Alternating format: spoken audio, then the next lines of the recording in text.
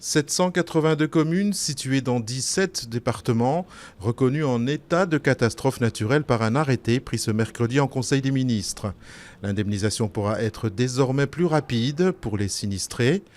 En complément, un fonds dit de secours d'extrême urgence va être mis en place pour aider les particuliers les moins fortunés.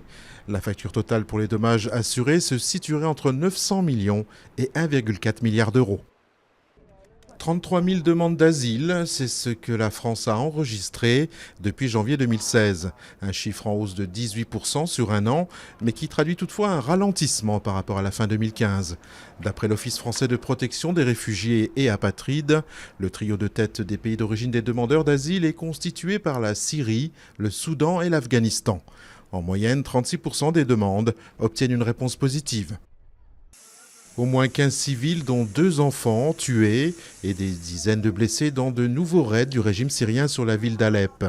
De nombreuses victimes ont péri dans la chute d'un baril d'explosifs, une arme particulièrement destructrice, devant un hôpital dont la façade a été endommagée. Les fans voient défiler depuis dimanche les stars du ballon rond qui arrivent en France. Mais à 2 jours de l'ouverture de l'Euro de foot, des incertitudes demeurent. Les grèves, notamment à la SNCF, perdurent. S'ajoute à cela une grève des sites de traitement des déchets avec pour conséquence l'accumulation des poubelles dans les rues de la capitale. La peur des attentats est elle aussi au cœur des préoccupations, avec plus de 2 millions de supporters attendus. Interpol s'est déployé à Paris en appui de la police française dans le cadre de sa participation au plan de sécurité encadrant l'Euro 2016.